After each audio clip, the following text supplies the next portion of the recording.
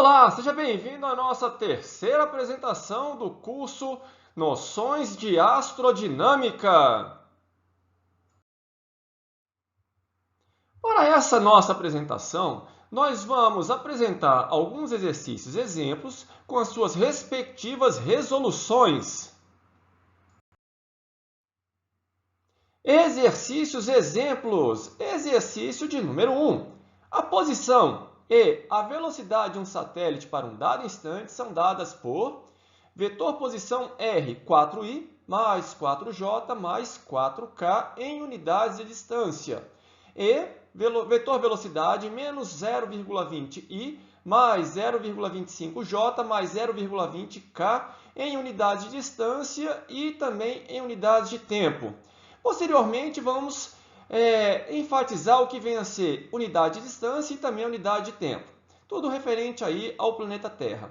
Em que I, J, K é um sistema geocêntrico desprovido de rotação. Determine o momento angular específico e a energia mecânica específica do satélite. Então vamos lá, resolução. Vamos pegar aí o nosso planeta. Bom, tá aí, olha só, o nosso sistema geocêntrico, tá certo? Desprovido de rotação, centrado aí exatamente no centro do nosso planeta. Bom, vamos pegar aí um satélite que se encontra na respectiva posição dada aí pelo vetor R. Tá certo? Aqui nós já temos aqui a especificação da unidade de distância referente aí ao raio do nosso planeta. Tá certo?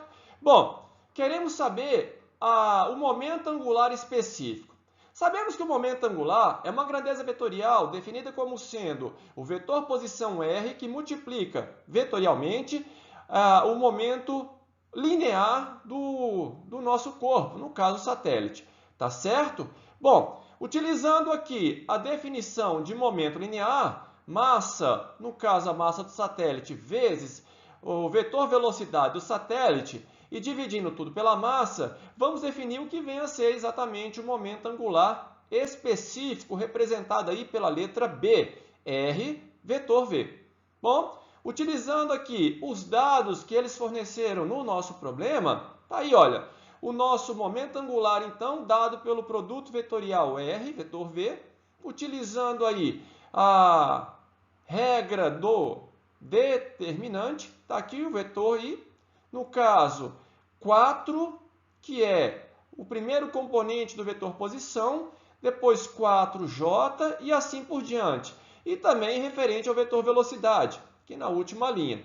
Efetuando, então, o cálculo do produto vetorial, encontramos aí o nosso momento angular específico para esse satélite, ok? Dando continuidade à nossa resolução, vamos pegar novamente o vetor posição R e o vetor velocidade V. Bom, a energia mecânica do satélite vai ser dada pela energia cinética mais a energia potencial, no caso a energia potencial gravitacional de interação entre o satélite e o planeta Terra.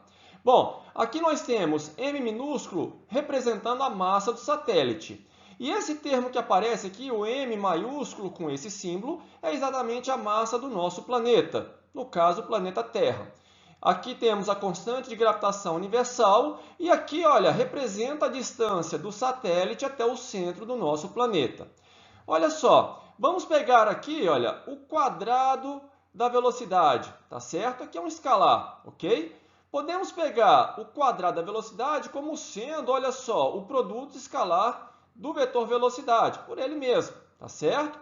Efetuando os cálculos, nós temos aqui o valor do quadrado do vetor velocidade, dado em termos de unidade de distância e unidade de tempo. Bom, vamos prosseguir. Olha só, algo semelhante para a posição, o módulo do vetor posição, tá certo? Efetuando os cálculos, então pegando aqui o quadrado de cada componente, vamos somar e efetuar a raiz quadrada. Está aqui, olha só, o módulo do vetor posição, dado em termos aqui de unidade de distância. Bom, vamos chamar de energia mecânica específica como sendo a energia mecânica pela massa do satélite. Então, tá aqui, temos o termo da energia mecânica específica.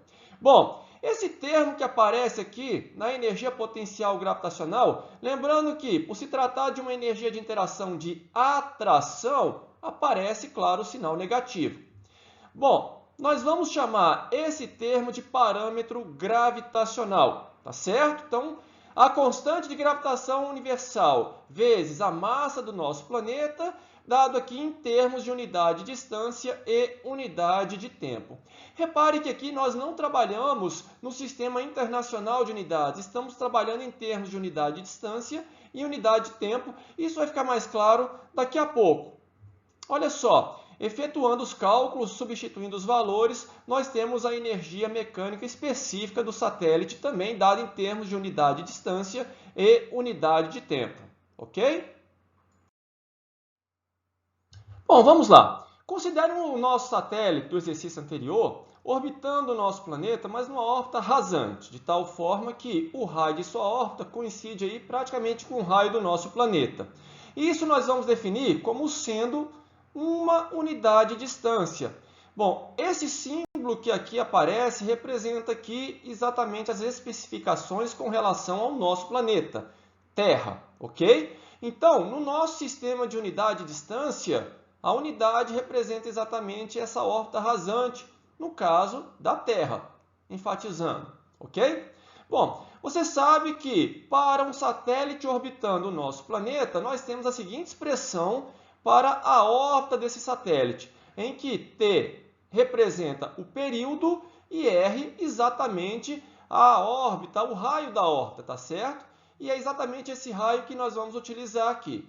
Bom, aqui embaixo aparece o parâmetro gravitacional. Novamente, esse símbolo aqui remete exatamente tudo relacionado com a Terra, ok? Bom, vamos lá. Esse parâmetro gravitacional, se fosse calculado no sistema internacional, utilizando a constante de gravitação universal e a massa do nosso planeta, daria um resultado de 3,986012 vezes 10 elevado a 14 metros cúbicos por segundo ao quadrado.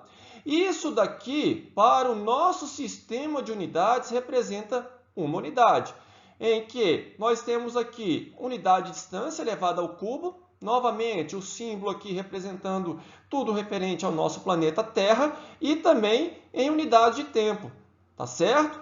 No caso aqui elevado ao quadrado, ok? Bom, isso daqui vale uma unidade, que vale isso daqui no sistema internacional, ok?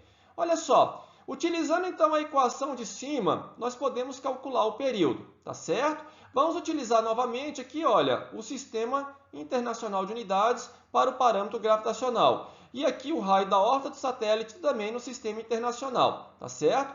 Calculando então o período, vamos encontrar o valor de 2π vezes 806,8118,7 segundo, ok? Ainda não vamos substituir o valor de π, tá certo?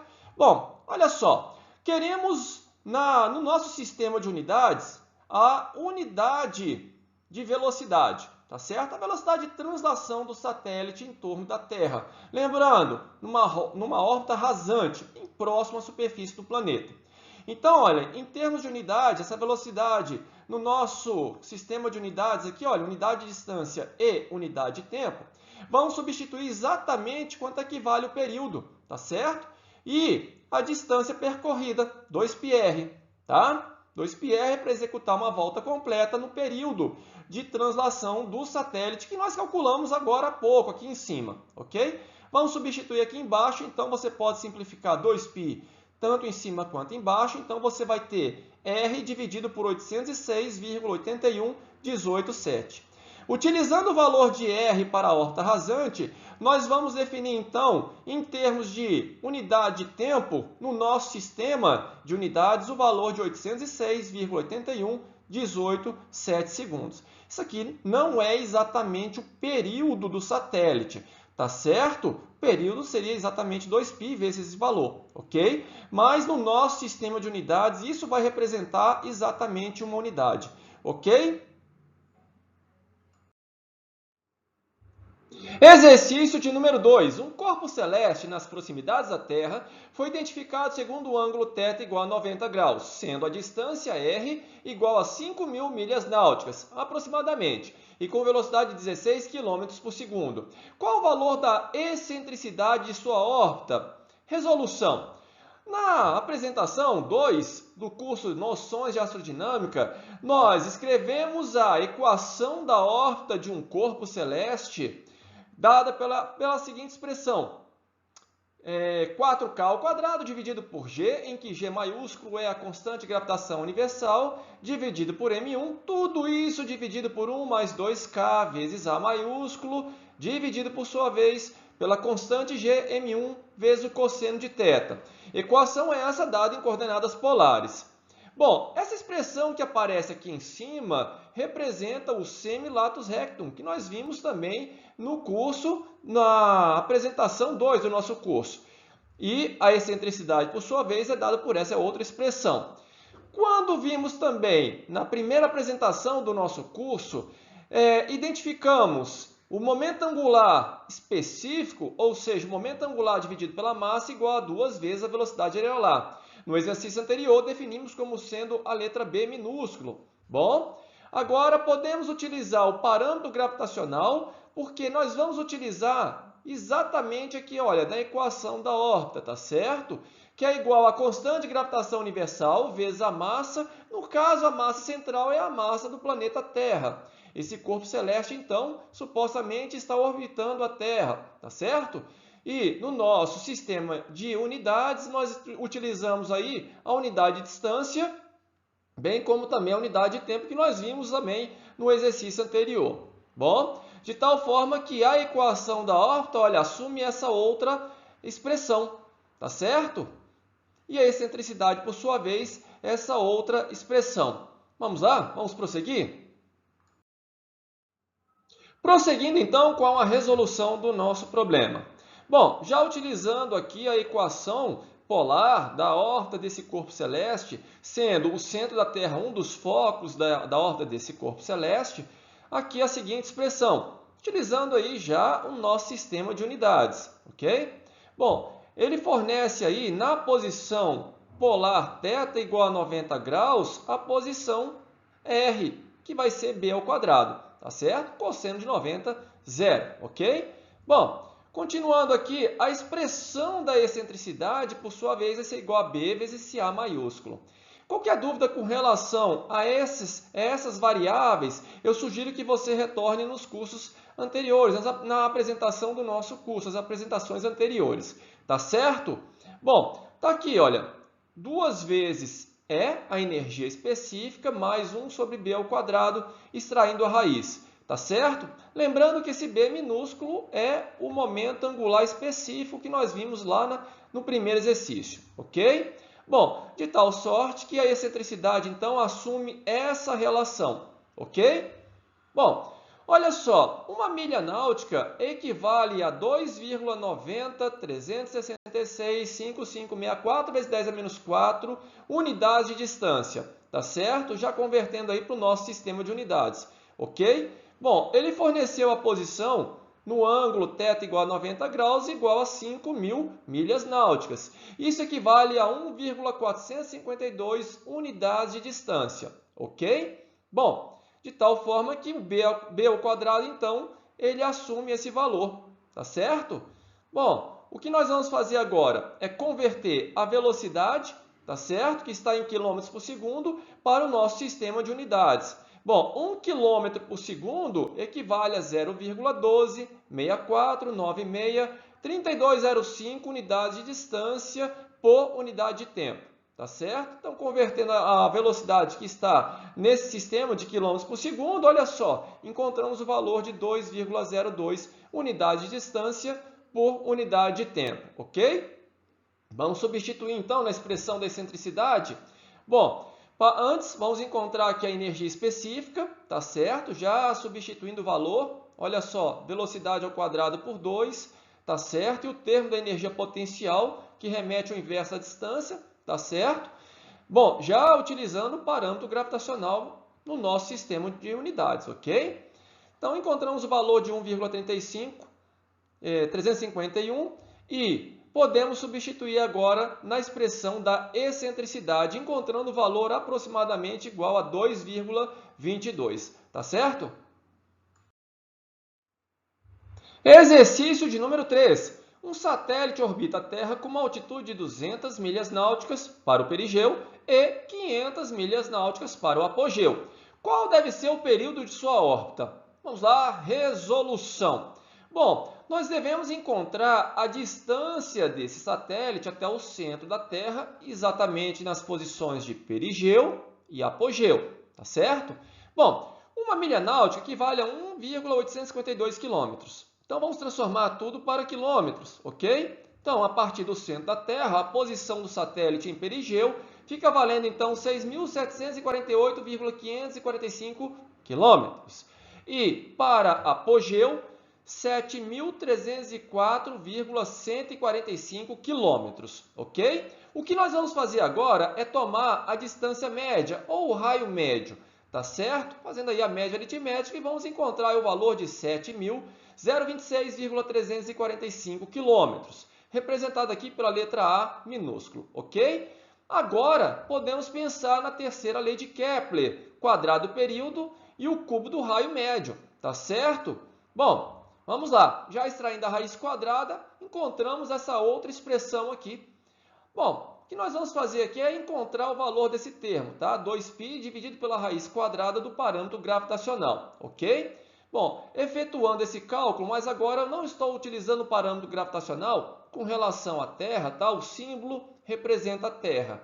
Vamos utilizar aqui, olha, em quilômetros, tá certo? Ou melhor dizendo, no sistema internacional, tá? Quilômetros e segundo, ok? O valor de 9,95,245,86 vezes 10 a menos 3 no sistema aqui de segundo por quilômetro elevado a 3 meios, tá certo? Bom, substituindo então o valor que nós temos aqui em cima, bem como essa expressão do raio médio, nós vamos encontrar então o período igual a 5.861,45 segundos, ou seja, cerca de 1 hora, 37 minutos, 41 segundos. Esse aí vai ser então o período de revolução desse satélite em torno da Terra, ocupando aí essas posições de perigeu e apogeu, tá certo? Exercício de número 4.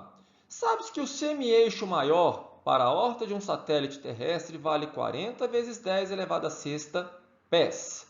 A excentricidade de sua órbita vale 0,2. Determine, letra A, as respectivas altitudes de apogeu e perigeu. Letra B, a energia mecânica específica desse satélite. Letra C, o semilatus rectum da órbita. Letra D, a altitude do satélite para um ângulo de 135 graus. Então vamos lá, vamos para a resolução, já aproveitando aqui a equação da órbita desse satélite em coordenadas polares, em que a letra E minúscula representa exatamente a excentricidade da órbita, tá certo? Órbita elíptica, ok. Bom, vamos observar aqui, olha, a presença do semilatus rectum, representado pela letra P minúscula, tá? Então vai ser igual a B ao quadrado dividido por A, tá certo? A expressão de B que aparece aqui é igual a A ao quadrado que multiplica 1 menos a excentricidade elevada ao quadrado, tá certo? Bom, letra B ao quadrado, ok? Olha só, a excentricidade então é definida como sendo C sobre A, ok? Qualquer dúvida com relação a essas expressões, eu sugiro que você retorne nas apresentações anteriores, tá? Apresentação 1, noções de astrodinâmica 1 e apresentação 2, noções de astrodinâmica 2, ok? Bom, o que nós vamos fazer agora é substituir o valor de P, semilatus recto, e também, respectivamente, esse B, ok? E substituir aqui em cima, tá? Então, tá aí, olha, a expressão da órbita do satélite em torno da Terra, ok? Bom, por sua vez, nós podemos encontrar a posição do satélite em perigeu, basta utilizar o ângulo θ aqui, valendo 0 graus, portanto, nós vamos ter 1 mais E, tá certo? Aqui embaixo e aqui em cima, A que multiplica 1 menos E ao quadrado. Então, está aqui a expressão, olha, da posição em perigeu e também em apogeu, tá certo? Θ igual a 180 graus e aqui está, olha, a posição em apogeu, está aqui. Então, a expressão final aí que nós vamos utilizar para encontrar aí o que ele pede na letra A, ok?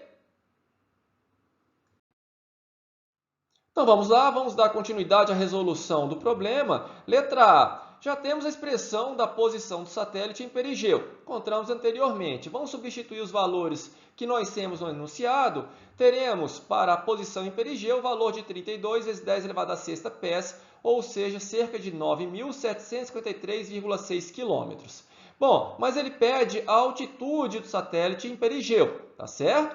A posição do satélite em perigeu vai ser a altitude mais o raio do nosso planeta. Subtraindo, então, vamos encontrar para a altitude o valor de 3.375,5 km, ou seja, aproximadamente igual a 11,1 vezes 10 elevado a sexta pés. Lembrando que um pé equivale a 0,3048 vezes 10 a menos 3 km, ok? Já para apogeu, está aí a expressão que nós encontramos anteriormente. Substituindo os valores numéricos, encontramos aí 48 vezes 10 elevado a sexta pés, ou seja, 14.630,4 quilômetros. E isso me fornece a altitude em apogeu, o valor de 8.252,3 quilômetros, ou seja, cerca de 27,1 vezes 10 elevado a sexta pés. Ok? Bom, já para a letra B, ele pede a energia mecânica específica. Você deve lembrar das apresentações anteriores que essa energia, então, no caso aí da órbita elíptica, ela é dada por menos o parâmetro gravitacional dividido por 2A, em que A é o raio médio, tá certo? Ou, melhor dizendo, o semi-eixo maior, tá? 2A já é, de fato, o eixo maior. Substituindo os valores que nós temos, mas nós vamos utilizar aqui o parâmetro gravitacional no sistema de unidades em pés, tá certo? Nós temos aí o valor de menos 17,6 vezes 10 elevado a sétima pés ao quadrado por segundo ao quadrado. Tá certo? Continuando com a resolução. Letra C, o semilatus rectum. Bom, tá aí a expressão do semilatus rectum, da elipse. Substituindo os valores que foram colocados no enunciado, encontramos o valor de 38,4 vezes 10 elevado a sexta pés. Letra D, ele pede aí a altitude do satélite para um ângulo polar de 135 graus. De posse do semilatus recto, que nós encontramos na letra C, bem como do cosseno do ângulo de 135 graus, encontramos a posição do satélite para esse ângulo, 44,7 vezes 10 elevado a sexta pés, cerca de 13.624,6 quilômetros. Bom, a altitude, então, subtraindo o valor anterior do raio da Terra, do nosso planeta, 7.246,42 quilômetros de altitude, aproximadamente igual a 23,8 vezes 10 elevado a sexta pés, ok? Exercício de número 5. Uma sonda espacial adentra a atmosfera da Terra cerca de 300 mil pés de altitude com uma velocidade de 25 mil pés por segundo, segundo um ângulo de trajetória de voo valendo menos 60 graus. Encontre a velocidade e também o ângulo de trajetória de voo para uma altitude de 608 kpés de altitude durante sua descida. Então vamos lá, a resolução. Vamos pegar aí o nosso planeta, tá certo? Tá aqui o satélite, ok? Bom, o que ele chama de ângulo de trajetória de voo? Vamos pegar aqui a posição R do satélite e, a partir dessa posição R, vamos traçar aqui a sua vertical local e a sua horizontal local, tá certo? Vamos tomar aqui, olha só, a velocidade instantânea do satélite, ok? Bom, chamamos esse ângulo, o ângulo φ, como sendo exatamente o ângulo de trajetória de voo, tá certo? Bom, temos esse outro ângulo, o ângulo alfa, que é o ângulo que a velocidade instantânea forma com a vertical local, ok? Bom, tratamos o momento angular específico como sendo o produto vetorial R vetor V, tá certo? Bom, em módulo, o momento angular específico vai ser igual a R, V, vezes o seno do ângulo alfa, tá certo? Bom, mas é muito mais apropriado, quando tratamos de ângulo de trajetória de voo, tomar o ângulo φ, tá certo? Como o ângulo φ é complementar ao ângulo alfa, em se tratando da vertical local e da horizontal local, então, olha, é razoável tratar aqui o momento angular específico como sendo o seu módulo, claro, R vezes V vezes o cosseno de φ. Então, ressaltando aí, φ é o ângulo de trajetória de voo, ok? Prosseguindo com a resolução. Podemos encontrar a posição do satélite a partir do centro da Terra, quando ele se encontra a uma altitude de 300 mil pés. Tá certo? Basta somar aqui com o raio da Terra, em pés. Tá? Então, substituindo aqui o valor, encontramos o valor de 21.225.700 pés, ou seja, aproximadamente igual a 2,123 vezes 10 a sétima pés. Tá certo? Em que o raio da Terra em pés é dado por esse valor. Tá certo?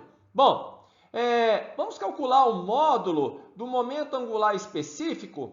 Então, vai ser R2 vezes V2 vezes o cosseno do ângulo de trajetória de voo. Tá certo? Aqui eu vou tomar em módulo, tá? Enfatizei aqui o módulo de B, ok? Bom, substituindo os valores que nós temos da posição R2 e também da velocidade que ele forneceu, bem como também do ângulo que ele forneceu na altitude de 300 mil pés, encontramos aqui para o módulo do momento angular específico o valor de 2,65375 vezes 10 a 11 pés ao quadrado por segundo, ok? Bom, prosseguindo. Vamos encontrar, então, qual era a posição anterior do satélite, ou seja, quando ele estava numa altitude de 608 quilopés. Está aqui, olha, sua posição aproximadamente igual a 2,153 vezes 10 elevado a sétima pés. Tá certo? Olha, vamos tomar aqui a expressão da energia mecânica específica, pois ela vai se conservar. Tá certo? Estamos desprezando aí as perdas de energia do satélite quando ele chega aí no início da atmosfera da Terra, como ele colocou lá no texto. Bom, tá aqui, olha, o termo da energia mecânica específica, tá certo? Efetuando os cálculos, substituindo aqui o valor de V2 e também da posição R2, encontramos aqui para a energia mecânica específica o valor de menos 3,515 vezes 10 elevado a oitava pés ao quadrado por segundo ao quadrado, tá certo? Lembrando aqui o valor da energia mecânica específica, ok? Agora, como a energia mecânica ela tem que se conservar, essa energia mecânica específica ela tem que se conservar, ela tem que ser igual à energia mecânica específica quando o satélite se encontrava a 608 quilopés, tá certo? Então, olha só, é a mesma energia mecânica específica. Com isso, eu posso encontrar o valor de V1, tá certo? Ou seja, a velocidade do satélite quando ele se encontrava aqui nessa altitude, ok? Está aqui o valor 24.633,3 pés ao quadrado por segundo, ok? Lembrando que para o parâmetro gravitacional, nós temos aqui em pés 1,41 vezes 10 elevado a 16 pés elevado ao cubo por segundo ao quadrado, tá certo? Então vamos lá, finalizando aí a resolução. Bom, aqui olha, nós temos o módulo do momento angular específico na posição anterior, em que o satélite se encontrava a 608 quilopés, tá certo? Da superfície terrestre. Está aqui a expressão dele, R1V1 vezes o cosseno de φ', em que φ' é o ângulo de trajetória de voo na posição de 608 quilopés, tá certo? O momento angular específico, ele se conserva. Tá certo? Então, está aqui o seu módulo, já calculamos 2,65375 vezes 10 a 11 pés ao quadrado por segundo, ok? Bom, com isso, nós podemos encontrar o cosseno desse ângulo φ', pois nós já temos a posição anterior, ok? Temos também a velocidade anterior, calculamos aí anteriormente. Vamos substituir? Bom, nós vamos encontrar, então, para o módulo do cosseno de filinha, o valor de 0,532994. O que confere para a filinha um ângulo aproximadamente igual a 59,98 graus, ou seja, 59 graus e 58 minutos aproximadamente. Tá certo? Bom, mas olha só o que acontece. Na posição de 300.000 pés, observe que o ângulo é negativo, tá certo? Menos 60 graus, tá?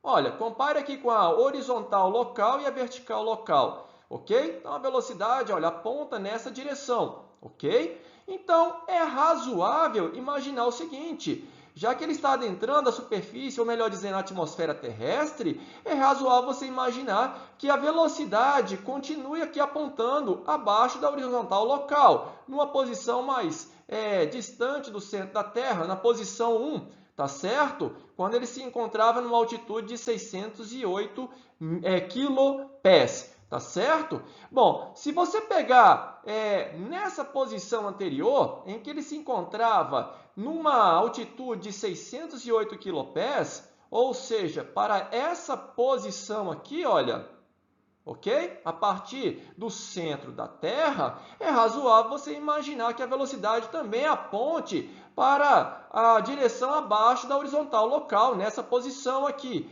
Tá certo? Ou seja, nessa posição aqui, se você pegar o produto escalar da posição R vezes o produto escalar, né? Tá certo? Com a velocidade instantânea nessa posição, você encontrar um valor negativo, o que confere para a filinha também um valor negativo. Portanto, o ângulo de trajetória de voo anterior, até ele chegar nessa posição aqui, olha, menos 59,98 graus, ou seja, menos 59 graus e 58 minutos, tá certo? Exercício de número 6. Para as hortas dadas pela expressão R igual a P, dividido por 1 mais E vezes cosseno de θ, esboce as trajetórias com os seguintes parâmetros. Letra A, P igual a 2 e E igual a 0. Letra B, P igual a 6 e E igual a 0,6. Letra C, P igual a 3 e E igual a 1. Letra D, P igual a 2 e E igual a 2.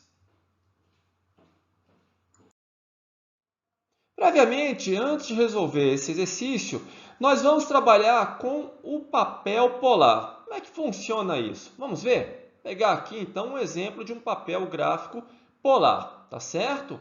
Bom, aqui nós temos o ângulo θ, iniciando exatamente nessa posição, e vamos percorrer aqui no sentido anti-horário, tá certo? Então, nós temos aqui os ângulos em radiano, π sobre 12, π sobre 6, e assim por diante, dando a volta completa, tá certo? Até chegar aqui em 0 novamente, ou 2π, 2π radianos, ok? Bom, bem aqui no centro nós temos a posição R igual a 0, ok? Vamos pegar aqui, olha, um ponto que se encontra nas coordenadas polares, valendo R igual a 11 e o ângulo polar θ igual a π sobre 3. Tá certo? Segundo a nossa escala aqui, olha, só você contar, você tem aqui o raio valendo 11, tá certo? E o ângulo polar valendo aqui π sobre 3 radianos, ok? Então, nós vamos utilizar esse papel polar, papel gráfico polar, para determinar aí as órbitas dadas nos itens de A até D. Vamos lá? Letra A. Então, tá aí, olha. A expressão R igual a 2 sobre 1 mais 0 vezes o cosseno de θ. Como a excentricidade, no caso, vale 0, trata-se aqui de uma circunferência de raio valendo 2. Tá certo? Aqui estamos trabalhando numa escala de 1 para 0,25, ou seja, cada deslocamento a partir do centro aqui, olha, vale 0,25, ok? Bom, não importa então o ângulo, você vai pegar aí, olha, a volta completa, está aí a trajetória nessa nossa especificação, tá certo? Então, aí é uma circunferência de raio 2.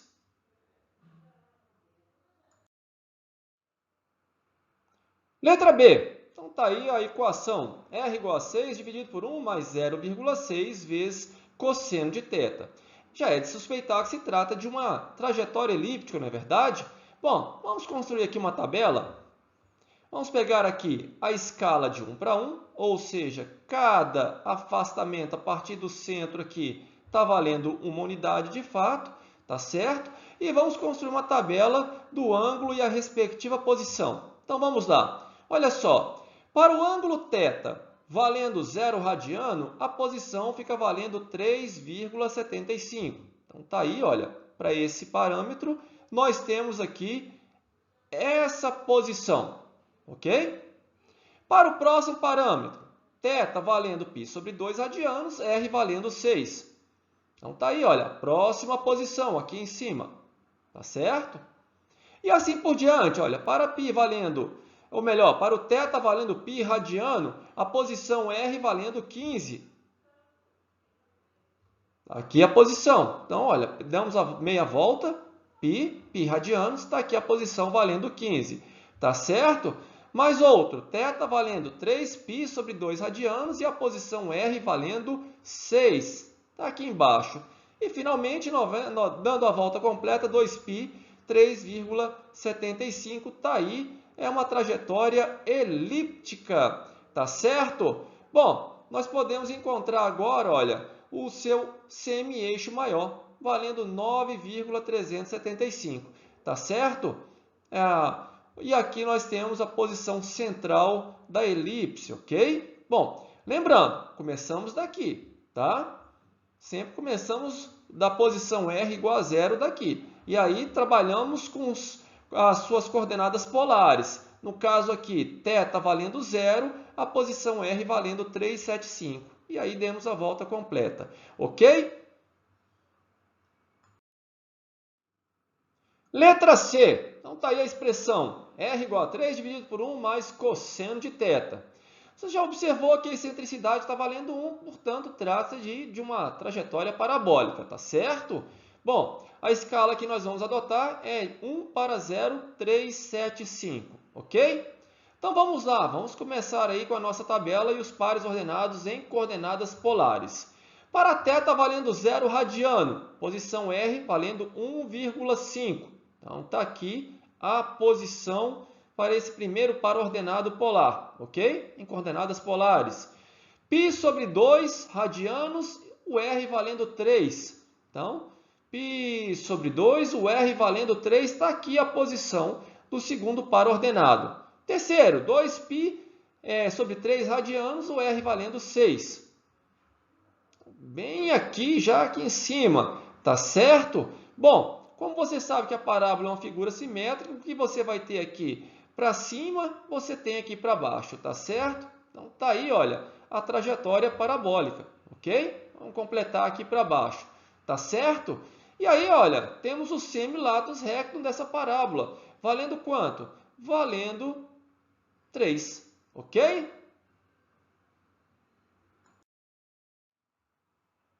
Letra D. A expressão R igual a 2 sobre 1 mais 2 cosseno de θ. Repare que a excentricidade aí está valendo 2, portanto, trata-se aí de uma trajetória hiperbólica, não é verdade? Então, vamos lá. Vamos utilizar a escala 1 para 0,1675. Então, vamos lá, vamos para a nossa tabela. Está aí, olha, primeiro par ordenado em coordenadas polares. θ valendo 0 radiano, então o R fica valendo 0,67. Está aqui, olha. Ok? Segundo par ordenado, π sobre 6 radianos, o R valendo 0,73. Está aqui o ponto do segundo par ordenado. Tá certo?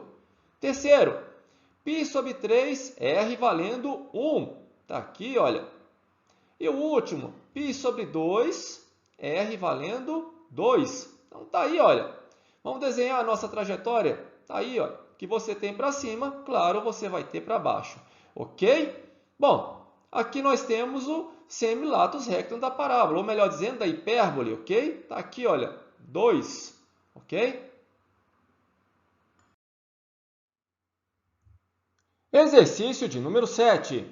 Um satélite posto em órbita elíptica em torno da Terra, cujo semi-eixo maior é de 4 unidades de distância, novamente referente à Terra, recebe um impulso quando se localiza exatamente na posição do semi-eixo menor. Esse impulso lhe oferece uma mudança na velocidade suficiente para colocá-lo na situação de trajetória de escape. Encontre o valor da variação da velocidade do satélite. Vamos lá, resolução. Então vamos pegar aí a situação.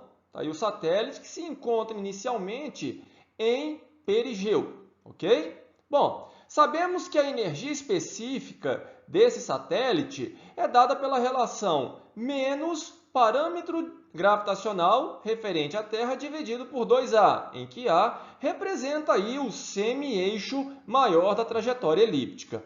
Bom, utilizando os dados que ele forneceu no enunciado, encontramos a energia específica, a energia mecânica específica igual a menos 1/8 em unidades de distância e também unidades de tempo, ok? Bom, o que ocorre é que o satélite ele vai chegar na posição R igual a A, ou seja, exatamente na posição do semi-eixo menor, representado aí pela letra B. Não confunda com o momento angular específico, ok? Bom, nessa situação, ele vai ter uma velocidade que nós vamos chamar de VA. Portanto, sua energia específica ainda continua sendo menos 1/8 em unidade de distância e também em unidade de tempo, só que agora nós podemos obter o valor dessa velocidade. Então tá aí, olha, efetuando os cálculos, encontramos a velocidade do satélite nessa posição, sem receber impulso. Bom, o que vem a ser a velocidade de escape? Então, olha só, a energia específica também, dada pela velocidade, que eu vou chamar de velocidade de escape ao quadrado dividido por 2, esse é o termo de energia cinética menos o termo aí de energia potencial, ok? O que se espera é que o satélite ele passe dessa órbita elíptica e consiga se livrar aí da ação gravitacional da Terra. Claro que isso não acontece efetivamente, mas esperamos que o satélite ele se encontre lá no infinito. Por isso que nós temos aí a energia específica, a energia mecânica específica no infinito. Tá certo? O que se espera é que o satélite tenha energia tal que ele consiga chegar no infinito com velocidade nula. Tá certo? Daí a sua energia lá no infinito tem que ser igual a zero. Por quê? Bom, se ele não vai ter energia cinética e também ele está numa distância tal que a ação gravitacional da Terra é desprezível, sua energia mecânica específica tem que ser igual a zero. Tá certo? Dessa forma, a velocidade que o satélite tem que ter é dada por essa expressão, ok? Bom, em que R é exatamente a posição que o satélite ocupa nessa situação de escape, tá certo? Olha só.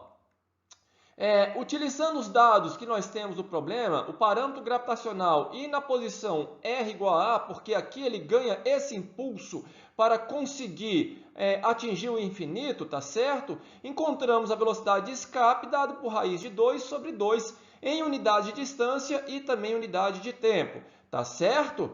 Bom, repare que sem receber impulso, essa é a velocidade do satélite na órbita elíptica. Agora, recebendo um impulso tal que ele atinge a velocidade de escape na posição R igual a A, então ele tem essa velocidade aqui, olha só. Calculando então a variação de velocidade, nós temos aí o valor de 0,207 em unidades de distância e também unidade de tempo, tá certo?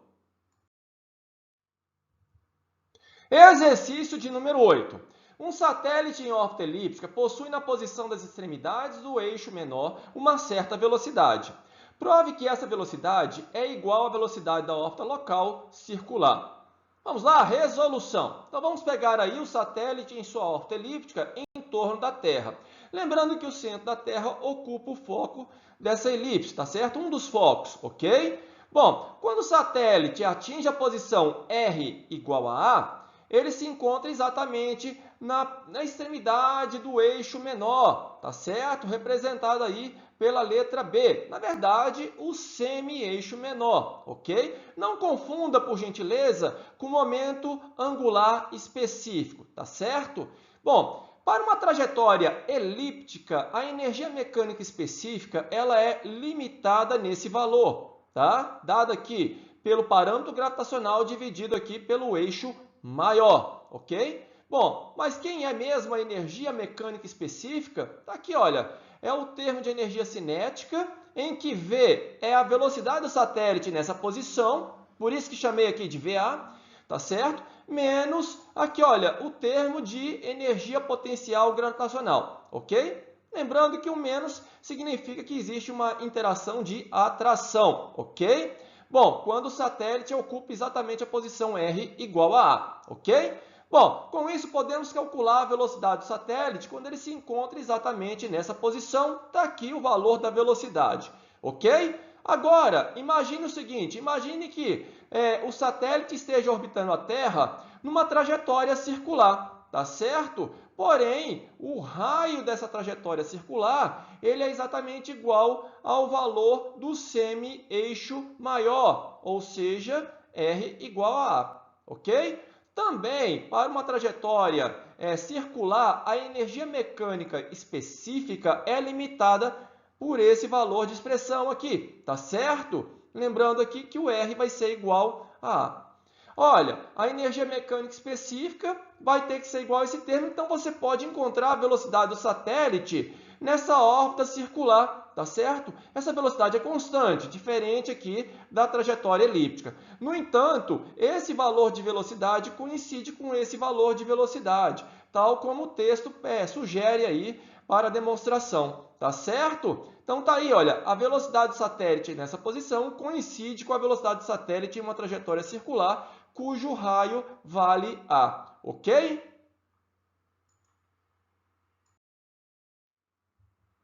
Exercício de número 9. Quando um corpo em órbita elíptica se encontra na extremidade do eixo menor, qual deve ser o valor da excentricidade da órbita? Então vamos dar a resolução. Vamos pegar aí a situação em que o satélite já se encontra na extremidade do eixo menor, tá certo? Aqui a letra B representa exatamente o semi-eixo menor. Não confunda, por gentileza, com o momento angular específico que nós utilizamos lá no primeiro exercício, ok? Bom, quando o satélite se encontra nessa posição, a sua distância até o centro da Terra, que se encontra em um dos focos, é exatamente igual ao valor do semi-eixo maior, tá certo? Vamos lembrar da expressão da órbita elíptica. Então tá aí, olha, em coordenadas polares, R vai ser igual a P, em que P representa o semi-latus rectum da elipse, tá certo? Dividido por 1 mais E, em que E é o valor da excentricidade dessa órbita, vezes o cosseno do ângulo θ, o ângulo polar, ok? Bom, o semi-latus rectum, por sua vez, ele pode também ser representado por essa expressão, ok? Novamente aqui a presença da excentricidade, o valor da excentricidade, ok? Bom, mas para um determinado ângulo θ', o satélite se encontra na posição R igual a A. Então vamos substituir esse dado aqui nessa expressão de cima. Então vamos lá. Então aqui, olha, A vai ser igual a A que multiplica o termo aqui em que aparece a excentricidade, dividido por 1 mais E, vezes o cosseno desse ângulo θ', ok? Bom, você vai simplificar aqui, olha, o A dos dois lados da igualdade e, efetuando os cálculos, você vai chegar à conclusão de que a excentricidade é igual ao oposto do cosseno de θ', tá certo? Pode parecer um pouco esquisito esse resultado, mas observe o seguinte, quando o satélite se encontra nessa posição, o cosseno de θ' ele já é negativo, tá certo? Então o valor da excentricidade vai acabar sendo positivo, ok? Tanto é que ele é o oposto do cosseno desse ângulo θ', tá certo?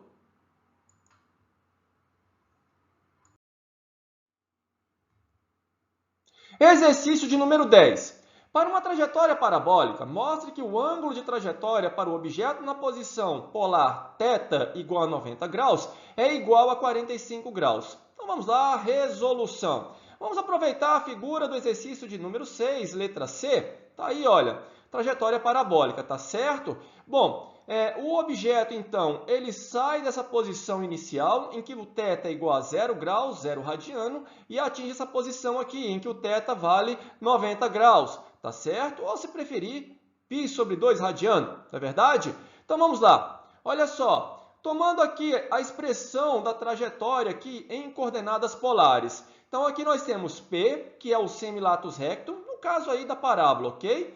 Dividido por 1 mais excentricidade vezes o cosseno do ângulo polar θ, ok? Bom, para trajetórias parabólicas, a excentricidade é igual a unidade, ok? E o semilatus rectum, para qualquer órbita, é dada pela expressão b ao quadrado, dividido aqui, olha, pelo parâmetro gravitacional. Aqui, B representa o momento angular específico, tá certo?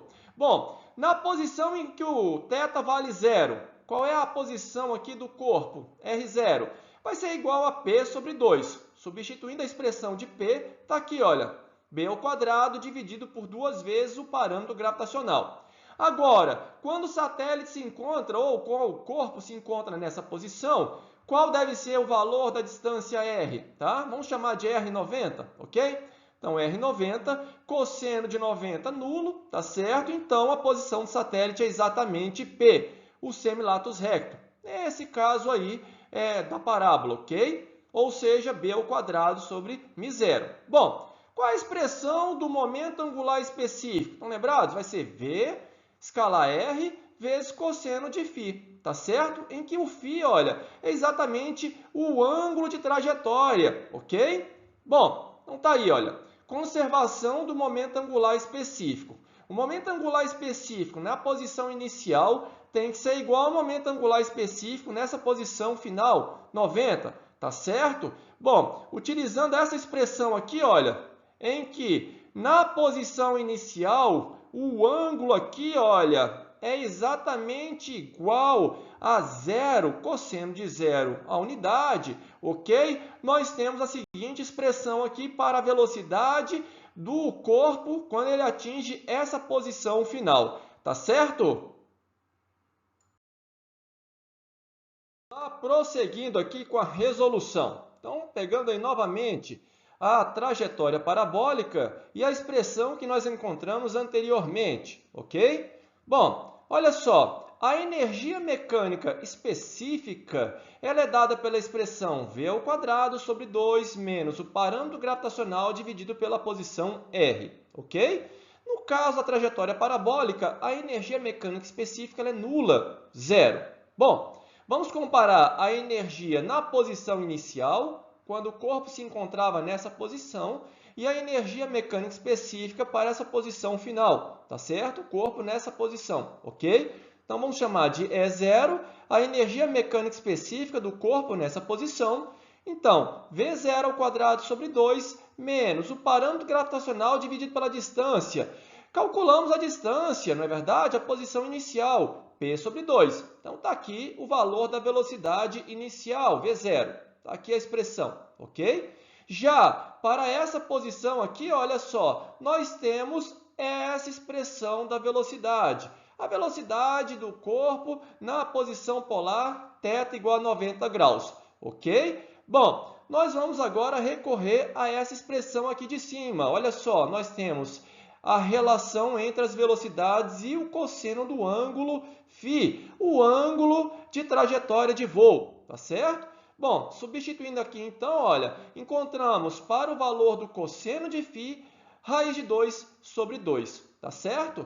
Bom, observe aqui na trajetória. Então, aqui nós temos a horizontal local e aqui, olha só, a vertical local, tá certo? Aqui nós temos a trajetória, ou melhor dizendo, a velocidade que é tangente à trajetória, formando, olha só, o ângulo φ, que é o que nós chamamos de ângulo de trajetória de voo, tá certo? Portanto, olha, esse ângulo φ vale 45 graus, ok? Exercício de número 11. Dada a seguinte relação de interação gravitacional. Então, está aí a relação que me dá a força resultante no corpo caésimo. Em que RJ é o vetor posição a partir de um sistema de referência inercial para qualquer corpo j-ésimo e RJK é a distância escalar entre os corpos j-ésimo e k-ésimo, valendo aí a reciprocidade. Letra A. Mostre que o somatório dessa expressão é nulo. Letra B. Utilize a definição do centro de massa para mostrar que ou o centro de massa se encontra em repouso com relação a um referencial inercial ou se encontra em movimento retilíneo uniforme. Resolução. Letra A. Vamos pegar aqui, olha, um sistema de referência inercial, tá certo? Bom, vamos posicionar os corpos K e J, ok? Com seus respectivos vetores posição RK e RJ, ok? Aqui representados. Bom, aqui nós temos o vetor que separa os dois corpos, RJ menos RK, ok? Queremos saber qual é a força que o corpo J exerce no corpo K. Então, vamos escrever a expressão, está aí uma força de atração representada por esse vetor, FJK. Ok? Está aqui a expressão da força que o corpo J exerce no corpo K. Ok? Bom, também podemos escrever aqui a expressão da força que o corpo K exerce no corpo J. Repare aqui, olha, nos vetores, aqui eu tenho RJ menos RK e aqui eu estou pegando o oposto, tá certo? RK menos RJ. Isso porque essa força aqui aponta no sentido oposto a esse vetor aqui, ok? Bom, como a reciprocidade é válida, ou seja, esses dois vetores aqui, olha, eles possuem o mesmo módulo, isso significa então que fica válida aí, olha, a terceira lei de Newton, tá? Ação e reação, ok? A força que o corpo J exerce no corpo K, ela é o oposto, tá certo? Em direção, se você assim preferir, a força que o corpo K exerce no corpo J, tá certo? Bom, agora imagine que eu tenho três corpos interagindo. Vamos lá? Quem é a força resultante no corpo 1? Então, usando a mesma expressão da força de atração gravitacional, está aqui, olha. Nós temos a força que o corpo 2 exerce no corpo 1, definida dessa forma, e aqui a força que o corpo 3 exerce no corpo 1. Tá certo? Força resultante no corpo 2. Também, olha, expressão semelhante está aqui, olha. A força que o corpo 1 exerce no corpo 2. Tá certo? Repare aqui na disposição desses vetores, tá? Tem o mesmo módulo, mas repare aqui que temos uma alteração aqui na disposição, não é verdade? Lembrando aqui, olha, o que nós fizemos aqui anteriormente. E aqui a força que o corpo 3 exerce no corpo 2. E, finalmente, a força resultante no corpo 3. Então, está aqui a força que o corpo 1 exerce no corpo 3. Repare na disposição dos vetores, tá certo? E aqui a força que o corpo 2 exerce no corpo 3. Também, olha, a disposição dos vetores, tá certo? Então, vamos lá, prosseguindo. Olha só, vamos somar todos os termos das forças resultantes do corpo 1, 2 e 3, tá certo? Bom, repare que aqui para o corpo 1, a interação entre 1 e 2, esse termo aqui é comum, tá certo? Aqui embaixo aparece a figura do módulo da distância entre os dois corpos 1 e 2, ok? Agora, estão lembrados da disposição dos vetores que eu havia ressaltado anteriormente? Esse vetor aqui, olha, tem o mesmo módulo desse, porém, eles estão apontando em sentidos opostos, por isso que eles se anulam mutuamente, tá? Ressaltando que eles têm o mesmo módulo, que aparece aqui embaixo, tá certo? Isso vai acontecer também, olha, na interação entre os corpos 1 e 3. Esses dois vetores aqui, olha, eles apontam em sentidos opostos, então, eles se anulam mutuamente. Eles têm o mesmo módulo, tá? E também aqui, olha, a interação dos corpos 2 e 3. Tá certo? Conclusão, se você fizer o somatório das forças resultantes em todos os corpos, tá certo? Do primeiro até o enésimo, tá? Você vai encontrar então que todo esse somatório aqui, olha, se resume a esse somatório aqui. Alguma dificuldade em encontrar aqui, olha, essa disposição aqui de somatórios? Isso vai dar nulo. Tá certo? Uma vez que os vetores, olha, eles apontam em sentidos opostos, por isso que eles se anulam mutuamente, uma vez que eles possuem o mesmo módulo. Tá certo? Bom, vamos lá. Olha só. Vamos tentar escrever esse somatório de uma forma um pouquinho diferente? Então, olha só. Esse aqui é o somatório que ele sugere lá no enunciado da questão. Já encontramos que isso aqui é nulo, tá certo?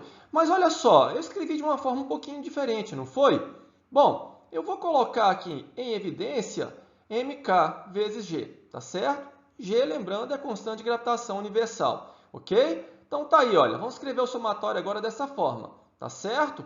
Bom, esse somatório aqui, olha, ele tem que acontecer desde que o J seja diferente de K. Afinal de contas, não faz sentido falar que uma partícula interage com ela mesma, de forma gravitacional, né?